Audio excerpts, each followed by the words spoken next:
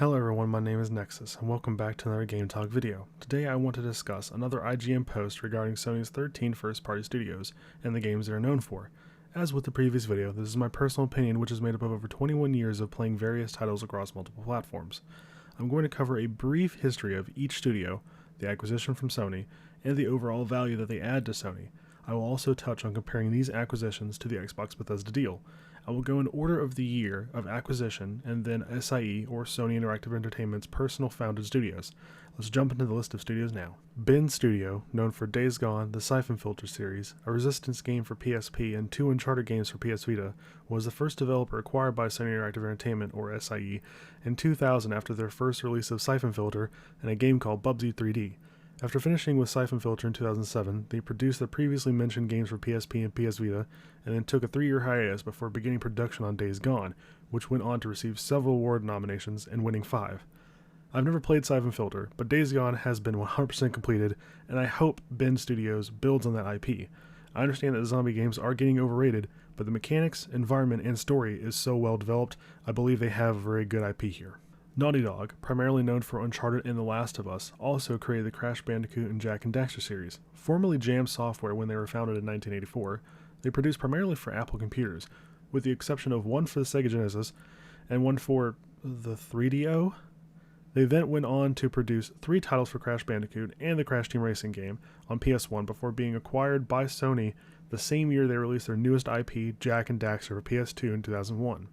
To make my opinion of Naughty Dog simple, all titles they have released since Crash Bandicoot are timeless, and I think Naughty Dog, given the chance, will release more IPs that provide us the same feel as in The Last of Us and Uncharted. Guerrilla Games is known for the Killzone series and the newest IP, Horizon. Fun fact, Guerrilla Games was originally called the Lost Boy Games, founded in 2000, that produced 4 titles for the Game Boy Color and Advance before renaming in 2004. They had 2 other parent companies before the Sony acquisition in 2005, right after the successful release of Killzone 1. Being another small, low game count studio, it is quite impressive to have advanced from the well-known linear FPS franchise that is Killzone to an open-world RPG like Horizon that really shows the dedication of the team to evolving and providing fantastic art for the future. Media Molecules, known for Tearaway, Little Big Planet, and most recently Dreams, was founded in 2006. They were acquired in 2010 after releasing Little Big Planet in 2008 for PS3 and re-released in 2009 for PSP. Between Little Big Planet, Tearaway, and Dreams, Media Molecule is creating some very untraditional games, but with a small staff, quote, an intimate type of studio, who knows what they can achieve with modern and future technology, i.e. Dreams. The possibilities and value of this company are endless. Sucker Punch Productions is known for the classic collectathon Sly Cooper, the record-breaking seller in its first 3 days for PS4 Ghost of Tsushima, and one of the best PS3 titles to date, Infamous. Sucker Punch was founded in 1997 with its first release for not PlayStation, but Nintendo 64, called Rocket Robot on Wheels, and then, staying exclusive to PlayStation, released the first Sly Cooper title in 2002. It wasn't until 2011, when Infamous 2 was released, that Sony acquired Sucker Punch. Sucker Punch has made great strides in gaming, to transition from a trilogy like Sly Cooper to the open-world superhero game like Infamous, and now, in my opinion, the best PS4 exclusive Ghost of Tsushima. Only time will tell how more advanced and unique the games from this studio will be. Insomniac Games is known for their classic collectathon titles such as Spyro and Ratchet & Clank. They're also the developers of Spider-Man for the PS4 and the forgotten FPS trilogy Resistance. Insomniac was founded in 1994, and even though this is a leap to the Sony acquisition in 2019, the studio only produced for PlayStation until 2012, when they produced and co-developed some games for iOS, Android, and Microsoft. Seeing as Spyro first released in 1998, the trilogy was concluded in 2000, and the Toys for Bob Reignited trilogy was so well received, and Ratchet & Clank, having released 10 titles from 2000 to 2013, and now with the ongoing reboot series going strong, Insomniac has done a fantastic job at being a household name. Spider-Man for the PS4 has to be, based on mechanics and gameplay alone, the best Spider-Man video game to date. Insomniac will forever be remembered as a gaming dev giant. Japan Studio, known for their Ape Escape, Loco Roco, Knack, and co-developer of Astro's Playroom with Asobi Team and Demon Souls with Blue Point Games, who also made the Shadow of Colossus remake and Uncharted collection, was the first studio Sony Interactive Entertainment personally founded in 1993. Japan Studio acts more as a co-developer and oversight company for multiple developers, and has an extensive list of games since the release of the PS1 in 1994. Mostly being a co-developer, Japan Studios must have value considering they assisted with nearly 300 games across all PlayStation systems. Polyphony Digital, known for the console series racing game Gran Turismo, was founded in 1998 by SIE. With 13 released titles, Gran Turismo is the third best-selling racing game franchise below Need for Speed and Mario Kart. For context, Mario Kart and Need for Speed have a total equal sale count of 150 million each, with Gran Turismo having 85 million. The next best-selling racing game franchise is Driver at 19 million, and against Forza, Xbox's prime racing game franchise, Forza has 16 million sales, or only 19% of the Gran Turismo in total. Gran Turismo clearly is the better racing franchise with a clear value for SIE. Mateo Studio, known for its co-development of Siphon Filter, SOCOM, Jak and Daxter, Sly Cooper, Ratchet & Clank, Resistance, Uncharted, Infamous, Spider-Man, and Farpoint, was personally founded by SIE in 1998 and has been solely a co-development studio. From the list of IPs they have worked on, it's safe to say the studio has had one of the biggest hands in making Sony the giant it is today. From that fact alone, the value of the studio is immense. Santa Monica Studio, known for the God of War series and the very well-received Journey, was founded in 1999 by SIE. Their very first title was Kinetica, a futuristic racing game where the players are wearing a kinetic suit with two wheels between their hands and feet, giving the appearance of a motorcycle. We all know what God of War is, and the extreme success of the franchise with a soft reboot series currently in progress.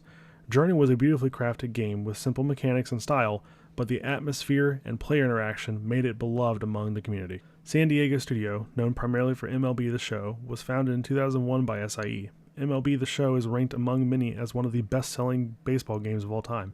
Even MLB themselves listed as the third best-selling in the genre.